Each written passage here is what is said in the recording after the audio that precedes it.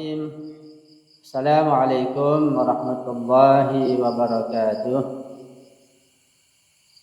Alhamdulillahi rabbil alamin. Wal aqibatu li ahli taqwa wal yaqin. Wa la udwana illa 'alal zalimin. Asyhadu an la ilaha illallah wahdahu la syarika lah. وأشهد أن سيدنا ونبينا محمدا عبده ورسوله اللهم صل على فاطمة وأبيها وبعلها وبنيها وسر المستودع فيها بعدد ما أحاط به علمك اللهم كن لوليك الحجة بن الحسن صلواتك عليه وعلى آبائه في هذه الساعة وفي كل ساعة وليا وحافظا وقائدا وناصرا ودليلا وعينا حتى تسكنه أرضك طوعا وتمتعه فيها طويلا برحمتك يا أرحم الراحمين رب اشرح لي صدري ويسر لي أمري واحلل عقدة من لساني yafqahu qawli amma ba'du. Ikhwani wa akhwati rahimakumullah, di mana saja antum berada yang mengikuti kajian tafsir tematik rutin tiap malam Ahad ini. Semoga kita senantiasa mendapatkan limpahan dan curahan rahmat, hidayah dan berbagai kenikmatan baik lahiriah maupun ma'nawiyah dari Allah Subhanahu wa taala.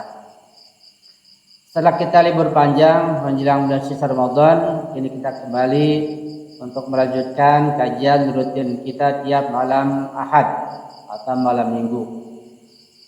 Dan kita jadikan malam yang oleh sebagian orang dianggap sebagai malam hiburan, malam liburan, kita jadikan sebagai malam untuk menuntut ilmu ahlul bait alaihi wassalam insyaallah. Sehingga malam ini menjadi malam yang penuh berkah buat kita semuanya. Dan tidak lupa sekali mustajab saya mengucapkan tanda aidin wal faizin qul amin wa antum bi khair. Mohon maaf lahir dan batin atas segala kesalahan, kekeliruan, kehilapan dan kejanggalan dari saya dan sekeluarga. Mudah-mudahan antum maafkan semuanya dan juga Allah maafkan segala salah dan dosa kita semuanya insyaallah. Amin ya rabbal alamin. Dan insyaallah mulai malam ini kita akan mengkaji tema-tema dari sebuah buku atau kitab yang rencana saya tulis dengan judul Wasaya Rabbil Alamin Li'ibadihil Mu'minin. Wasiat atau tausiah Rabbul Alamin Allah Subhanahu wa taala kepada hamba-hambanya yang beriman. Karena di dalam Al-Qur'an Karim banyak sekali ayat-ayat yang khitabnya ditujukan khusus untuk orang yang beriman. Yang berarti adalah bahwa ayat-ayat tersebut sebagai taklif untuk orang-orang yang beriman. Itu puluhan ayatnya kita akan bahas satu persatu insyaallah. Sehingga dengan mengkaji ayat-ayat ini nanti kita akan paham tentang taklif dan tugas kita yang Allah bebankan, yang Allah berikan kepada kita semuanya. Dan tentu adanya taklif, perintah dan beban tersebut pada kita sebagai penghormatan buat kita. Karena kita akan diberikan taklif dan tugas tersebut dalam Al-Quran untuk diberikan ganjaran yang sangat besar dari Allah Subhanahu wa taala. Itu makna taklif ya. Jadi kita akan bahas tentang ayat-ayat yang khitabnya dari Allah untuk orang yang beriman. Dan malam ini adalah ayat pertama dari sekian banyak ayat yang awalnya adalah berbunyi ya ayyuhalladzina amanu. Jelasnya bahwa di dalam Al-Quran Al-Karim banyak sekali ayat-ayat yang berbunyi dengan awalan ya ayyuhalladzina amanu ya ayyuhalladzina amanu. Itu banyak sekali. Nah, kita akan bahas, kita akan kupas dalam tafsir tematik mulai malam ini insyaallah. Baiklah, untuk mempersingkat waktu saya akan bacakan teks yang sudah di sharing tersebut. Perhatikan bacanya dan saya akan jelaskan apa yang perlu dijelaskan insyaallah. A'udzubillahi minasyaitonirrajim. Bismillahirrahmanirrahim. Ya ayyuhalladzina amanu la taqulu ra'ina wa qulu unzurna wasma'u walil kafirina 'adzabun alim. Wahai orang-orang yang beriman, janganlah kalian berkata kepada Nabi Muhammad sallallahu alaihi wasallam ra'ina, tetapi sebagai gantinya katakanlah unzurna, dan dengarkanlah perintah ini. Dan bagi orang-orang yang kafir akan memperoleh siksa yang amat pedih. Ayat berikutnya berbunyi ما يود الذين كفروا من أهل الكتاب ولا المشركين أن ينزل عليكم من خير من ربكم والله يختص برحمته من يشاء والله ذو الفضل العظيم.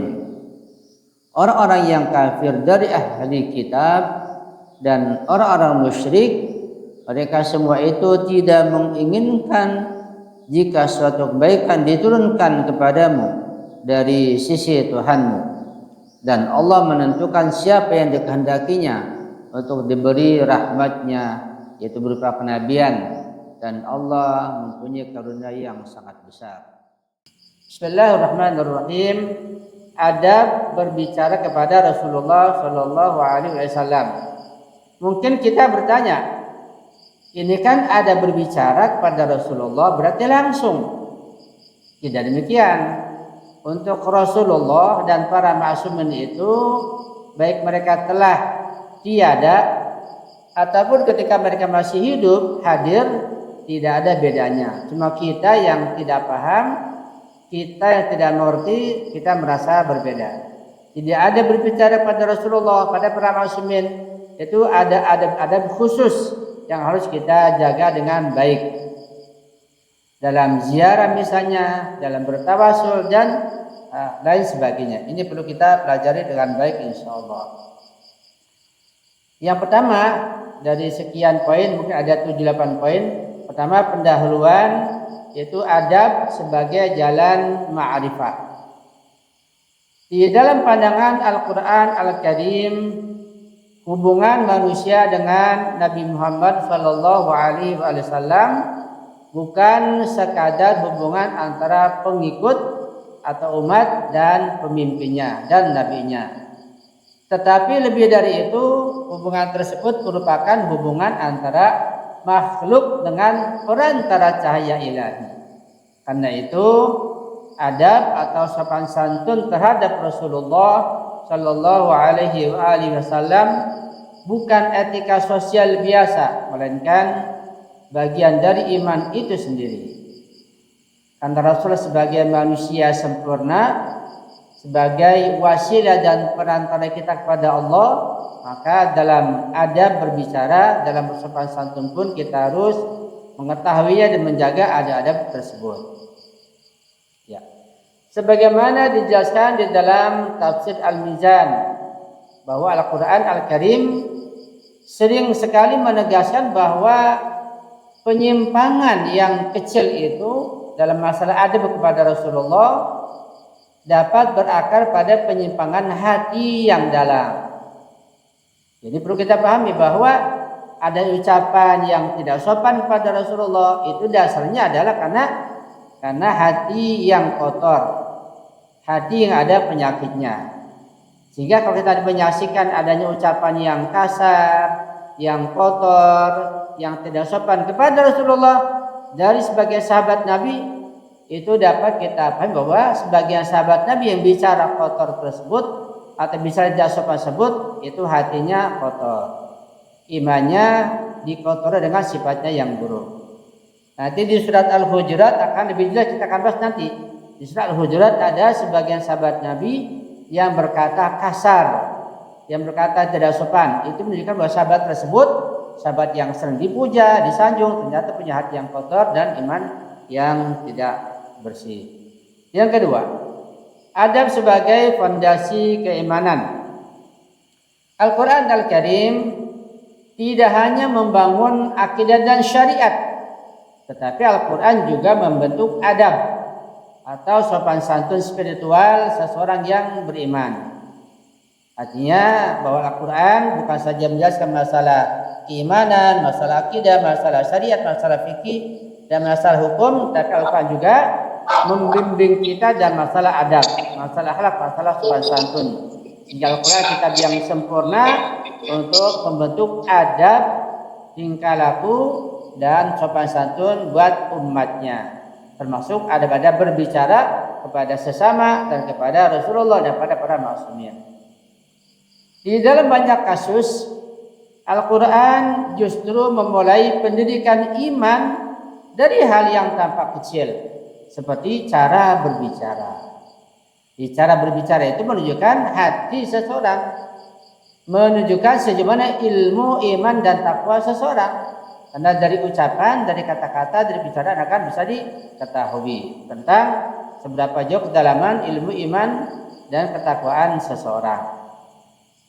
Ayat 104 dan 105 surat Al-Baqarah adalah contoh nyata bahwa ketidaksopanan di dalam bahasa, dalam berbicara, dalam berkata-kata itu bisa menjadi pintu menuju kerusakan iman. Jadi dalam berkata harus hati-hati, ya, jangan sembarangan.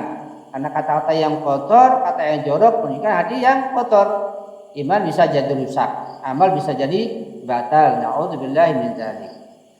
Di dalam tafsir Al-Mizan ayat ini dipahami bukan sekadar larangan linguistik, larangan bahasa, larangan kata-kata, larangan berbicara secara bahasa, tetapi sebagai pendidikan ilahi tentang kesucian relasi antara umat dan Rasulullah Sallallahu Alaihi Wasallam.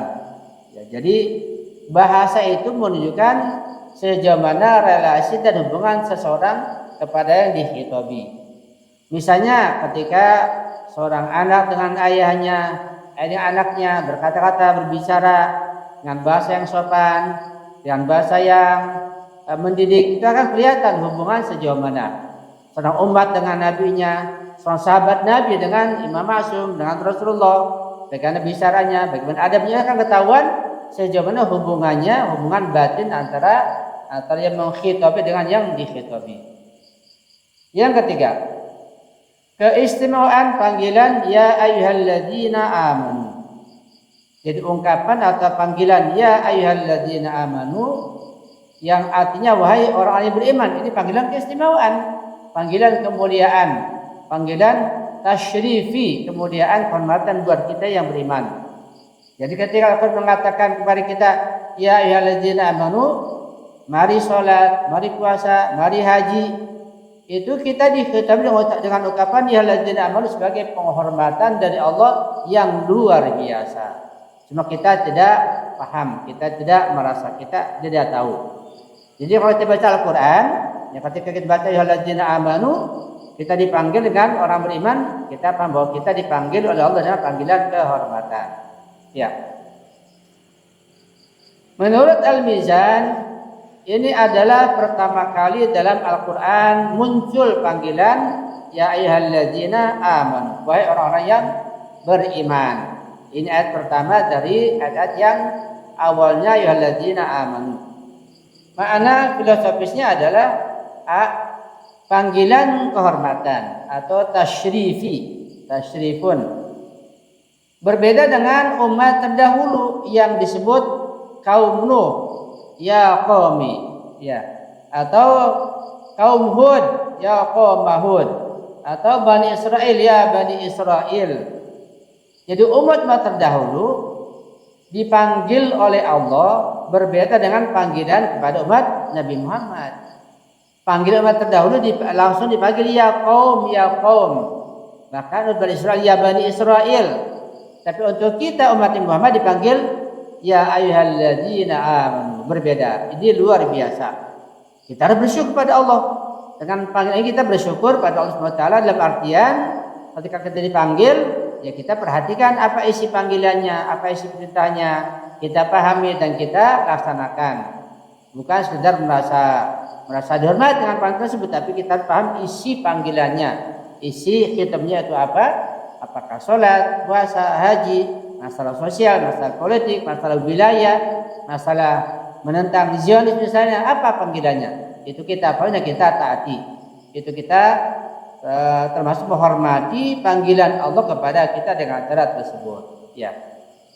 Umat Islam dipanggil orang-orang yang beriman. Ya ayyuhalladzina amanu. Nah, hal ini menunjukkan bahwa identitas umat ini bukanlah suku atau sejarah, tetapi iman itu sendiri. Karena kalau umat dulu kan ya Bani Israel atau kaum Nabi Hud, Nabi Lut dan seterusnya, itu kan dipanggil kaumnya, sukunya, ya, Bani Israel. Tapi kita dipanggil dengan identitas orang-orang yang beriman. Ya ayyuhalladzina amanu. B. Universalitas tugas PS kekhususan kehormatan. Al-Mizan menjelaskan bahwa panggilan ini secara lahir ditujukan kepada sahabat Nabi kita Muhammad sallallahu alaihi wasallam. Tetapi hukum dan adab di dalamnya berlaku lintas zaman. Jadi salah satu khususiyah dan ciri Al-Qur'an adalah walaupun khitabnya khusus, panggilannya khusus, tetapi hukumnya, perintahnya berlaku umum. Kita sering baca Al-Quran yang khitabnya kepada Nabi Muhammad, ya ayyuhan nabi, ya ayyuhar rasul dan seterusnya. Tapi pada dasarnya itu ditujukan kepada kita juga semuanya. Itu termasuk kesemuan Al-Quran Al-Karim. Ya. Disebut demikian pula bahwa ya ayyuhalladzina amanu secara lahiriah itu panggilan Allah pada sahabat Nabi di masa itu. Tapi secara kandungannya menurut Al-Mizan itu untuk umat manusia sampai hari kiamat. Termasuk kita semua dipanggil Allah dengan ungkapan ya ayyuhalladzina amanu. Itu dengan penafsiran secara mudahnya seperti itu. Artinya apa? Artinya adab kepada Rasulullah Shallallahu Alaihi Wasallam itu tidak terbatas pada generasi sahabat saja, tetapi berlaku pula di sepanjang sejarah umat. Jelasnya bahwa beradab, berlaku sopan santun, tata krama yang baik itu kepada Rasulullah bukan saja untuk sahabat pada Rasulullah di masa hidup beliau, tapi buat kita juga harus memiliki adab dan sopan santun ketika menghitabi Rasulullah, ketika bertawasul kepada Rasulullah. Nah, sehingga nanti setelah kita mengkaji ayat ini dan kita pahami, maka tawasul kita kepada Rasulullah pada Imam Ma'asum akan meningkat. Karena kita menambahkan adab dan sopan santun itu kepada mereka, pada para ma'asumin kepada Rasulullah. Ini salah satu manfaat kita mengadakan kajian untuk meningkatkan ilmu kita, iman kita, takwa kita, dan adab kita, akhlak kita, sopan santun kita kepada Rasulullah, kepada para ma'asumin alaihissalam, kepada Sayyidah Fatimah Zahra alaihissalam, kepada para Eropa yang kita panggil dalam tawasul dan doa-doa kita. Sehingga insya Allah derajat kita, pahala kita, dan kedudukan kita insya Allah semakin tinggi, semakin meningkat dengan memahami ayat ini dalam tawasul dan doa kita insya Allah. Keempat, larangan ra'ina.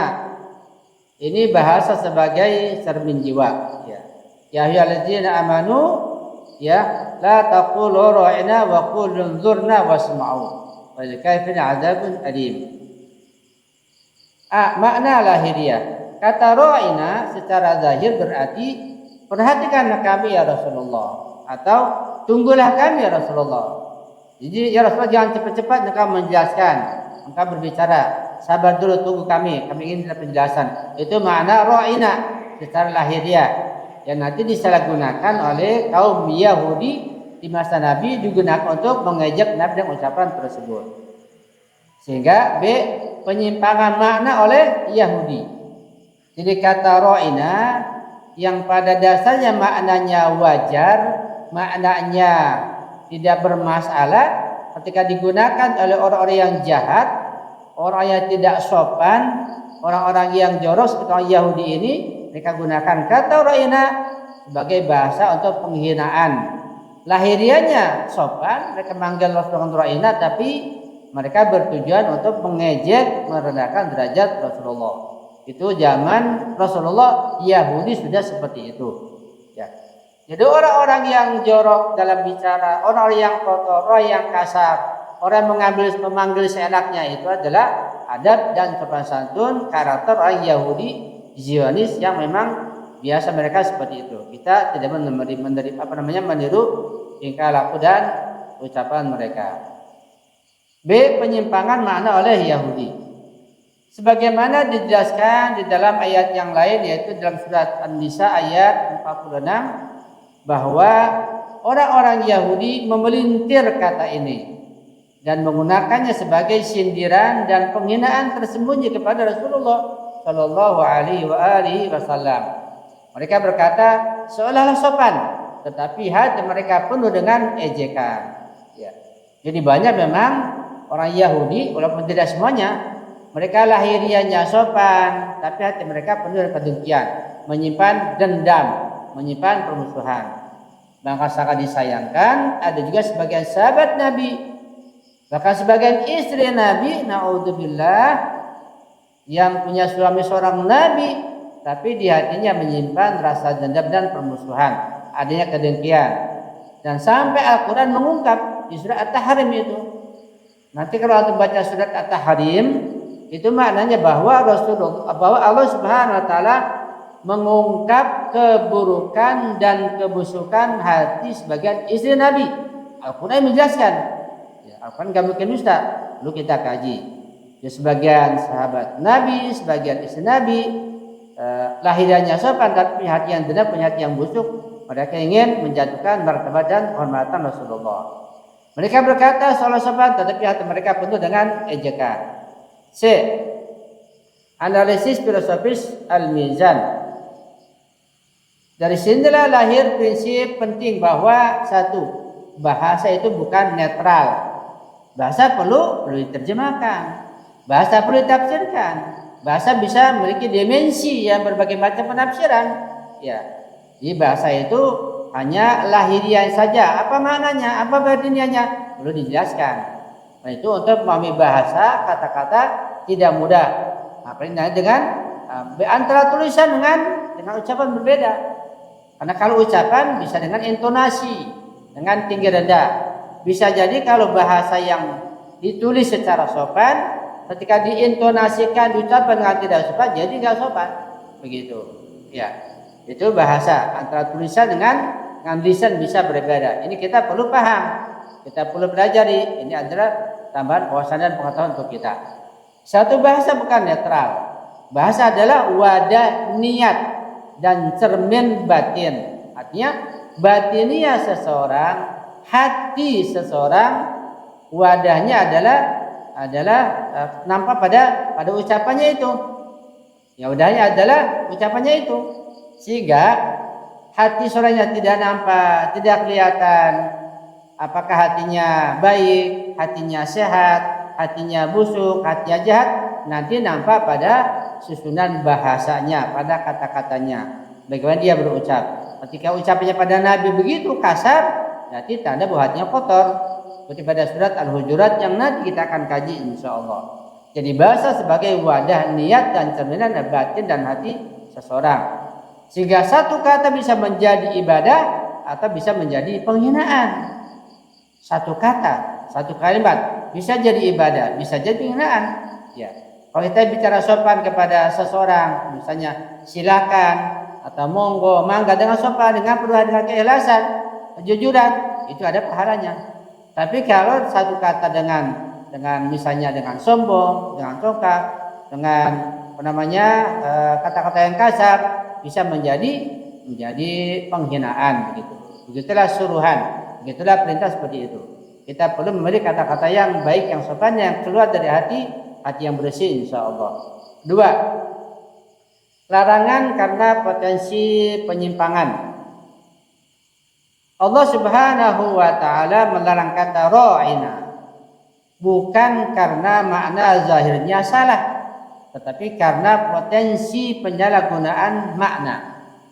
Jadi penting sekali kita memilih kata-kata dalam bahasa Arab, bahasa Indonesia, bahasa Inggris, bahasa Persia, bahasa Jawa, apalagi yang ada kromo inggil, itu perlu kita memilih kata-kata.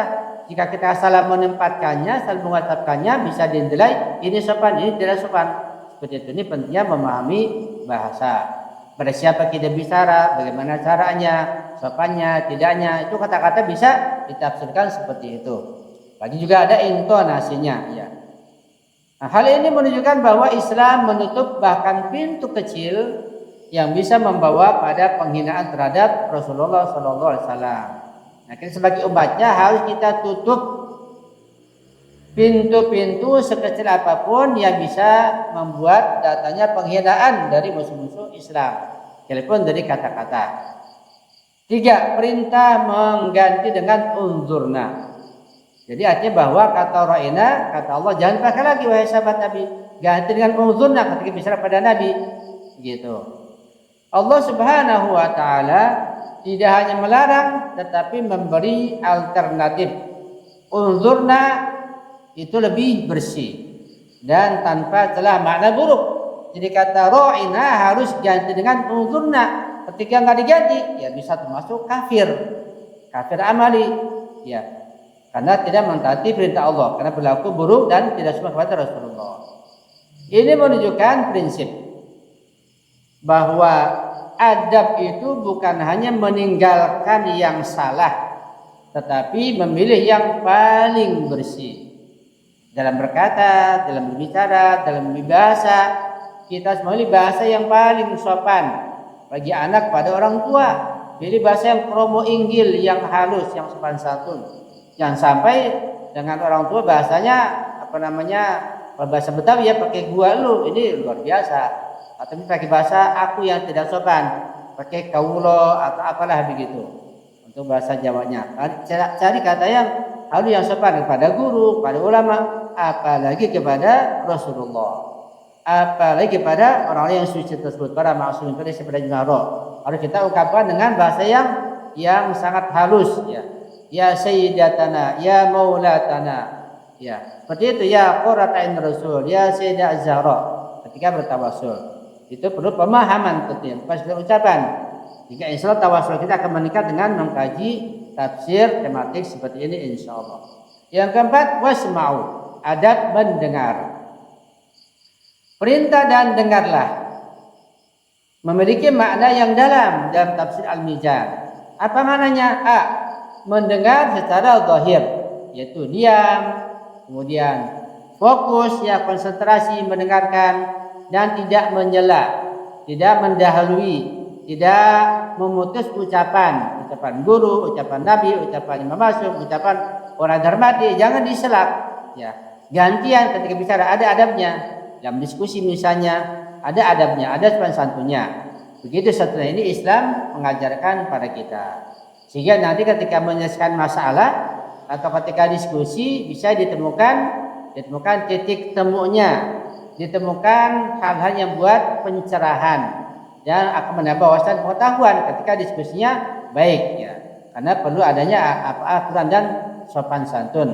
Begitulah dalam adab berbicara sesama manusia, sesama kita, bahkan sesama manusia sekalipun dengan non muslim ada aturannya, ada akhlaknya, dan ada adabnya yang perlu dijaga. B. Mendengar secara batin, yaitu menerima tanpa kesombongan. Artinya menerima apa adanya. Kalau datang dari Allah, dari Rasul, dari para masumin, datang di fatwa-fatwa ulama marja kita, terima apa adanya dengan ketundukan. Saya berusaha mengamalkan dengan ikhlas, jangan menolak. Kan menolak satu fatwa saja, Anda berdengar dengan kemaslahatan pribadi, itu bisa kufur, bisa menentang semua fatwa marja, bisa menentang Imam zaman, menentang Rasulullah, menentang Allah Subhanahu wa taala. Tidak mencari celah untuk menolak. Kadang kita dikasih fatwa, kita cari-cari alasan. Ini berbahaya, ya. Kalau kita dikasih nasihat oleh ulama, kita cari-cari alasan, cari tahu uji begitu untuk kita mengelak dari ucapan mereka. Ini tidak baik, ini tidak sopan dan berakibat pada kebinasaan diri sendiri. Maka karena itu orang yang tidak beradab dalam berbicara biasanya juga tidak beradab dalam mendengar. Ya, saya ulangi, orang yang tidak beradab dalam berbicara, ketika bicara enggak punya adab, enggak punya sopan santun, bicara seenaknya, asbun, asal bunyi, asal keluar, asal kritik misalnya pada guru, pada ulama, pada orang lain, asal kritik, asal bicara, sesuai dengan kemauannya, kehendaknya, sesuai dengan pengetahuannya yang tidak dalam misalnya, itu berarti menunjukkan bahwa dia tidak beradab dalam mendengarnya. Kita perbaiki insyaallah dari kita, jangan sampai kita selalu asal bunyi, selalu mengkritik. Ini dikritik, itu dikritik, karena bisa baca. Tapi dirinya nggak pernah dikritik. Dirinya dikritik nggak mau. Ya, ini berbahaya. Yang kelima, ancaman walil kafirin adzabun alim. Ketika seorang tidak menerima, tidak mau mengganti kata ra'ina dengan unzurna kata Allah dengan sahabat Nabi kita orang Yahudi, maka mereka termasuk yang kafir. Ketika kafir, adzabun alim, dapat azab yang pedih. Walil kafirin adzabun alim artinya orang-orang yang menolak, yang tidak menerima perintah Allah untuk mengganti kata ra'ina dengan unzurna, mereka termasuk kafir dan mendapat azab yang pedih dari Allah Subhanahu wa taala. Coba perhatikan ya. Ini yang kelima, ancaman walil kafirin adzabun alim ini perlu kita pahami bahwa hanya satu kata saja, satu kalimat saja yang tidak ditaati oleh kita menyebabkan kafir amali, kafir bermacam-macam, kafir bertingkat-tingkat ya. Kafir kitabi, kafir zimmi, kafir amali, kafir i'tiqadi, macam-macam kafir. Tapi walaupun hanya menolak satu kata saja, menolak satu fatwa saja, bisa kafir. Kafir apa? Kafir amali, bukan kafir mutlak, bukan kafir murtad, bukan kafir artinya pas masuk neraka, bukan kafir musyrik, kafir bertingkat-tingkat. Tapi namanya kafir sekalipun tidak menerima satu kata, ya dapat adzabun alim juga. Ini sangat berat. Al-Mizan menegaskan bahwa penggunaan kata kafir di sini bisa mencakupi orang yang menentang adab ini secara sengaja. Na'udzubillah min dzalik. Jadi tidak beradab kepada Rasulullah termasuk kafir. Saya ulangi, tidak berlaku sopan santun, tidak berlaku adab, tidak berakhlak baik kepada Rasulullah, ucapannya kasar, ucapannya menyakitkan Nabi, wadil kafirina termasuk kafir. Akibatnya adzabun alim. Apakah ada? Ya banyak. Kita baca hadis ini seperti biasanya atau baca di hadis Bukhari, ada kisah namanya Raziyatu Yaumul Khamis, tragedi hari Kamis. Ada sahabat yang mengatakan, jangan terima apa ucapan Nabi wasallam. Nabi lagi ngigau, Nabi lagi meracau. Subhanallah, ini menyakiti Nabi. Ini sahabat Nabi. Betul-betul luar biasa ucapan ini. Ucapan ini menunjukkan bahwa dia orang yang kotor hatinya menentang Nabi, maka termasuk wadal kafirin adzabun alim, kafir amali. Ya, ini perlu kita pahami. Jadi jangan disampaikan pada sembarangan orang, untuk kita saja. Jelas ya insyaallah. Jadi orang yang menentang adab, satu adab saja, ya ini secara sengaja bisa termasuk wadal kafirin, orang yang kafir dan adzabun alim. Makna filosofinya adalah bahwa pelanggaran adab kepada Nabi Shallallahu Alaihi Wasallam itu bisa menjadi bentuk kekufuran praktis, kufrun amaliyun, kafir amali. Saya bilang kafir itu bermacam-macam, kafir bertingkat-tingkat, kafir bergradasi. Jangan kita bisa masalah kafir pada orang lain kalau kita nggak paham, nanti bisa disalahpahami dan bisa menimbulkan perpecahan. Ya, harus berhati-hati. Yang keenam, keterkaitan dengan ayat 105 tentang akar batin ketidakadaban, tidak adanya adab.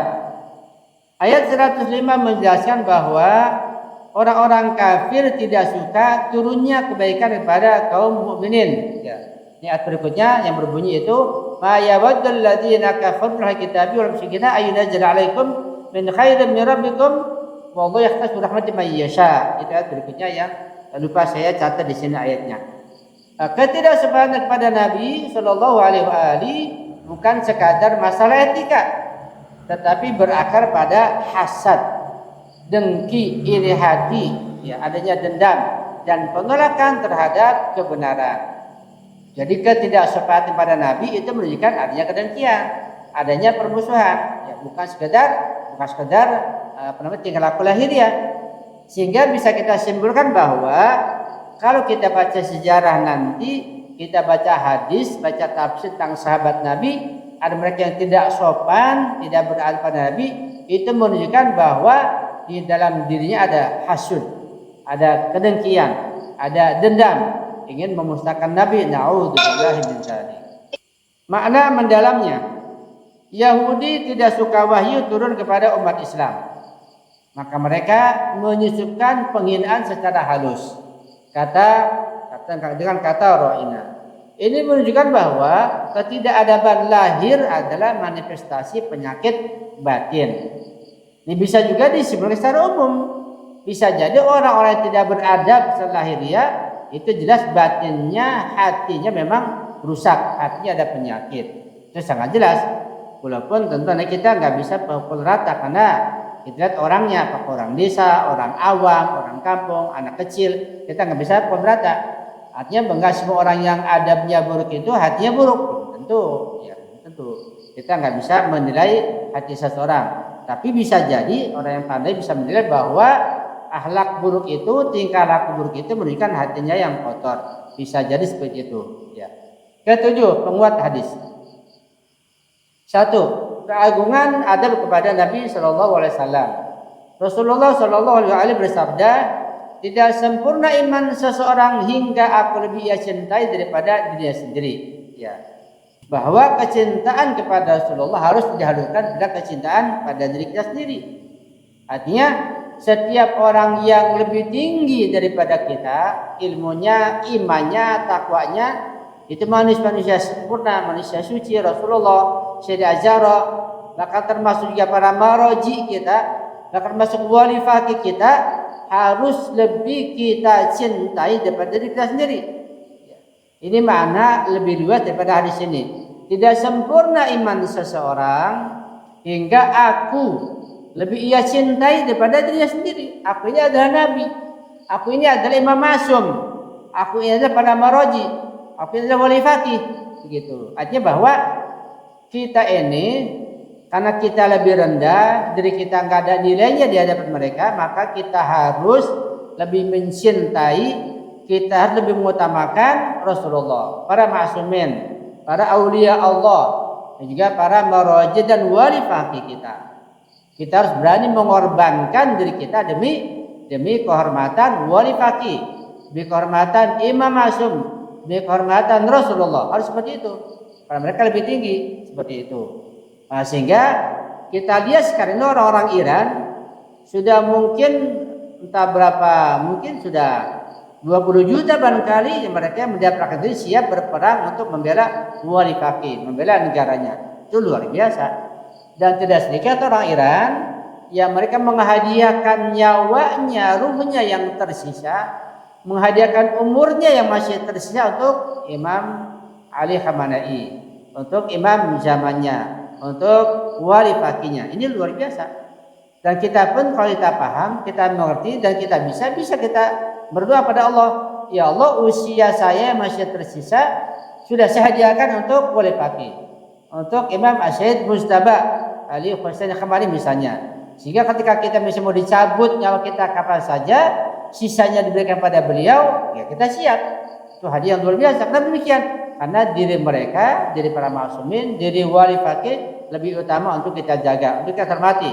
Jika kita hadiahkan, tentu ada hadiah dari kita, hadiah usia kita, seperti itu. Itu perlu pengetahuan tentunya. Ini luar biasa, luar biasa. Setiap pernah saya sampaikan bahwa dengan baca sholat tertentu, setiap subuh kita menghadiahkan sholat tersebut buat Imam Ali Khamenei yang telah wafat, atau sekarang buat Imam Syed Mujtaba Khamenei. Kita hadiahkan usia kita. Dan hadiahkan umur yang tersisa buat beliau, insya Allah. Ya. Tadi pagi saya mendengar salah seorang khatib di Iran itu, Dr. Rif menyampaikan dalam ceramahnya bahwa karena kondisi sangat genting sehingga Imam Syed Mujtaba Khamenei dalam keadaan gaib. Kita hanya mendengar dan menerima titah-titahnya dan fatwa dan perintahnya, tidak melihat beliau karena kondisi sangat genting. Kejahatan Zionis yang luar biasa seperti itu. Dan beliau menyampaikan beliau karena sehat walafiat yang sempurna, tidak kurang apapun. Itu kata beliau dalam ceramahnya tadi yang saya dengar di pagi hari itu. Mungkin ceramah yang kemarin barangkali. Dan sehingga saya menyimpulkan bahwa sekarang ini kita punya dua gaib. kita punya imam zaman gaib. Gaib bukan berarti nggak ada, kita nggak melihatnya. Kedua, kita punya wali fakih pun gaib. Bahkan buat orang Iran sendiri wali fakihnya gaib juga. Anda tidak bisa melihat langsung pada kondisi orang sekarang ini. Ya. Jadi tidak semudah iman seseorang hingga aku, kata Nabi, lebih ia cintai daripada dirinya sendiri. Bahkan juga terkadang seorang anak harus lebih mencintai, lebih membela, lebih utamakan orang tuanya, seperti itu. Jadi terkadang orang tua, ayah, ibu terutama saking cintanya pada anaknya yang masih kecil, diutamakan, dia layani, dia korbankan apa yang dia miliki. Itu tanda cinta yang luar biasa. Dan tentu cinta dalam hati. Sekarang cinta itu juga nggak bisa ditampakkan dalam tingkah laku. Jadi nggak bisa kita menilai cinta setelah lahiriah saja. Cinta sejati melahirkan kehormatan. Cinta sejati melahirkan kelembutan dalam berbicara. Jadi tandanya orang itu punya cinta dan kehormatan ketika lemah lembut. Ketika tidak cinta, ketika tidak menampakkan kelembutannya, berarti menunjukkan bahwa dia tidak memiliki kecintaan yang sejati. Dua, akhlak lisan sebagai iman.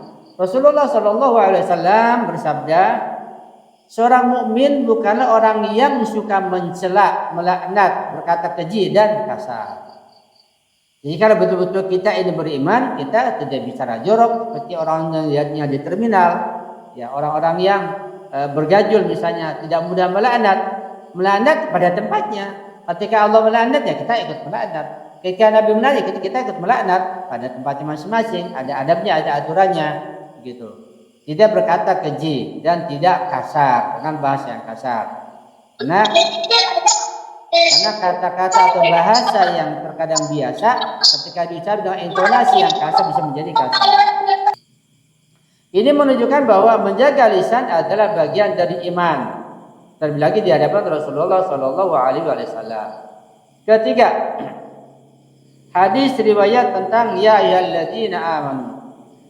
Di dalam riwayat disebutkan bahwa tidaklah Allah Subhanahu wa taala itu menurunkan ayat ya ayyuhalladzina amanu, wahai orang yang beriman, kecuali Ali adalah pemimpinnya. Tentu Rasulullah di atas Ali tentunya sebagai pemimpin dari semuanya. Tapi ini pujian buat Imam Ali bahwa Imam Ali itu imamul mukminin, Imam Ali imamul muttaqin, imamul wasiyin. Itu luar biasa. Artinya kalau kita ingat tentang orang yang beriman, maka kita ingat bahwa di pucuk pimpinan orang beriman adalah Imam Ali bin Abi Thalib sebagai imam pertama kita. Kita bersyukur pada Allah, kita beriman pada beliau. Ya, ini ucapan dari Rasulullah. Dan hadis ini juga ada di hadis sunnah bahwa Imam Ali sebagai pemimpin orang beriman. Sehingga ungkapan alladzina amanu itu bertingkat-tingkat berderajat sampai pada tingkatan Imam Ali bin Abi Thalib alaihissalam dan para ma'sumin alaihissalam. Dalam perspektif maknawi, panggilan ini adalah panggilan kepada puncak kesempurnaan iman. 8. Dimensi irfani, yaitu rahasia adab kepada Rasulullah Shallallahu Alaihi Wasallam. Dalam pandangan irfan, yang pertama, Rasulullah sebagai mazhar ilahiyah, manifestasi Rabbul Alamin. Rasulullah Shallallahu Alaihi Wasallam adalah cermin sifat-sifat Allah. Bahkan saya dengar mengatakan bahwa Nabi adalah Raufur Rahim. Ya, laqad ja'akum rasulun min anfusikum azizun 'alaihi ma anitum harisun 'alaikum bil mu'minina Raufur Rahim. Ini sifat-sifat Allah, Azizun, Raufun, Rahimun. Ini cerminan sifat Allah ini ada pada Rasulullah. Ini Rasulullah adalah cerminan sifat-sifat Allah Subhanahu wa taala. Maka adab kepada beliau, kepada Rasulullah itu sama dengan adab kepada Allah Subhanahu wa taala dalam bentuk yang tampak, yang jelas. 2. Lisan sebagai penentu nasib rohani. Satu kata bisa membuka cahaya, bisa menutup hati, harus hati-hati. Kata ra'ina menjadi simbol bagaimana kesalahan kecil bisa membawa dampak besar secara rohani. Ini perlu kita pahami dengan baik. Ya, terutama ketika kita mengkaji sejarah bagaimana sebagian sahabat Nabi bicara sangat sopan. Salman Al-Farisi, Abu Dzar Al-Ghifari dan yang lainnya sangat sopan kepada Sayyidah Zahra. sangat lembut, berhati-hati. Tapi ada satu dua sahabat Nabi yang memang kasar kepada Nabi, memang kotor, memang bicara sampai ketika meluapkan emosinya, sampai ketika dikatakan ingin bakar rumah Sayyidah Zahra, ya fulan ada Sayyidah Zahra dalamnya, wain sekalipun dia, luar biasa begitu. Ini sahabat Nabi. Ini menunjukkan bahwa dia seorang yang betul-betul kufur amali, yang tidak sopan pada Rasulullah, pada Sayyidah Zahra. Na'udzubillahi min dzalik. 3. Adab sebagai pintu ilmu. Ya. Adab sebagai pintu ilmu. Para arif mengatakan bahwa ilmu adalah cahaya. Al-ilmu nurun. Dan cahaya tidak masuk ke hati yang tidak beradab. Ya. Al-ilmu nurun yaqdhifu fi qalbi ma yasha. Al-ilmu nurun, ya, yahdi liman yata'adab, liman yatakhallaq. Orang yang berakhlak akan menerima cahaya ilmu. Orang tidak beradab, enggak punya adab, ya tidak akan menerima cahaya ilmu. Paling ilmu hanya di otaknya saja, bersarang untuk diskusi, untuk bicara, untuk demonstrasi, untuk ceramah, tapi tidak sampai ke hati untuk diamalkan. Maka karena itu menjaga adab kepada Nabi sallallahu alaihi wasallam, menjaga kemampuan menerima hidayah. 9. Relevansi sepanjang zaman. Meskipun Nabi Muhammad sallallahu alaihi wasallam tidak lagi hadir secara fisik, adab ini tetap berlaku. Nah, bentuk modern ra'ina itu meremehkan hadis. Jangan meremehkan hadis. Hadis kita baca, kita terima, kita amalkan. Ya, kita junjung tinggi. Tentu dia ada Al-Quran. Ketika kita baca Al-Quran, ya bukan kita cium saja, bukan kita kecium saja, tapi kita pahami maknanya, pahami tafsirnya, kita amalkan. Itu maknanya kita beradab pada Al-Quran, pada Allah. Pada Nabi juga begitu. Kita dengarkan, kita pahami, dan kita amalkan. Bercanda tentang sunnah. Jadi sunnah jangan buat bercanda, jangan buat gurauan, harus serius. Berbicara tentang Nabi tanpa penghormatan. Nah, makna penghormatan itu juga timbul dari dalam hati. Yang pertama. Kedua, mengikuti aturan yang memang diajarkan oleh para ma'sumin. Sehingga kalau demikian bahwa ucapan sayyidina itu bisa dianggap menghormati, bisa juga tidak dianggap menghormati. Ketika orang yang berwilayah mengucapkan sayyidina wa maulana dan tawasul, menghormati tentunya. Apakah orang yang berwilayah yang mengikuti wilayah Nabi dan para ma'sumin ketika tidak pakai sayyidah tidak menghormati? Enggak juga. Nah, Allahumma shalli ala Muhammad kan pakai sayyidina, kan memang ajarannya begitu, Imam mengajar begitu. Jadi penting untuk kita pahami berdasarkan syariat dari Nabi, dari para ma'sumin. Sehingga nanti tolak ukur penghormatan itu bukan pada ungkapan sayyidina atau bukannya. Bisa juga yang mengungkapkan dengan sayyidina, ketika sudah baca sayyidina, maulana, habibina, tapi menolak ahlul bait. Tapi misalnya menyakiti Nabi, yang enggak ada artinya. Masalah bicaraan. Nah, jadi semua ini memiliki akar yang sama. Kurangnya pengagungan terhadap Rasulullah sallallahu alaihi wasallam. Yang ke-10 kesimpulan. Dari Al-Qur'an Al-Karim surah Al-Baqarah 115 menurut tafsir Al-Mizan adalah kesimpulannya ya. 1. Adab kepada Rasulullah sallallahu alaihi adalah bagian integral dari iman. Adab bagian dari iman, enggak bisa dipisahkan. Yang kedua, bahasa mencerminkan kondisi batin seseorang, batin manusia. Hati-hati dalam berbicara dan berbahasa, karena bahasa menunjukkan kotor dan bersihnya hati seseorang. 3. Islam menutup semua celah yang bisa merendahkan Nabi, merusak kehormatan Nabi. 4. Ketidakadaban lahir berasal dari penyakit batin seperti hasud, ya, songkap, kesombongan, meremehkan, dendam dan seterusnya. 5. Adab adalah pintu masuk cahaya hidayah dan ilmu pengetahuan. Penutup reflektif.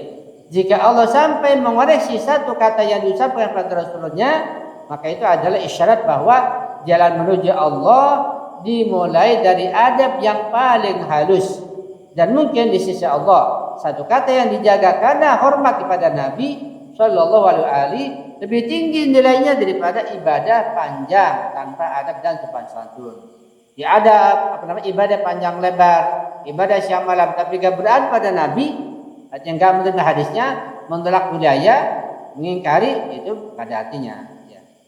Mudah-mudahan kita termasuk orang yang beradab pada Rasulullah, pada Nabi, pada para muslimin, pada orang tua, pada guru-guru, pada orang-orang yang memang layak untuk kita berlaku adab. Tapi juga kita harus melaknat, mengutuk orang yang Allah kutuk seperti itu. Semuanya berdasarkan syariat yang berdasarkan ilmu pengetahuan yang benar, sehingga kita ukuran adalah ilmu pengetahuan yang benar insyaallah. Ya. Sampai di sini apa yang bisa saya sampaikan, mudah-mudahan juga ini bermanfaat buat saya pribadi, buat keluarga saya semuanya, dan kita semuanya insyaallah ya rabbal alamin. Sekian yang saja, mungkin ada yang bertanya, dipersilakan untuk membuka sesi tanya jawab agar saya bisa memberikan jawaban yang baik insyaallah.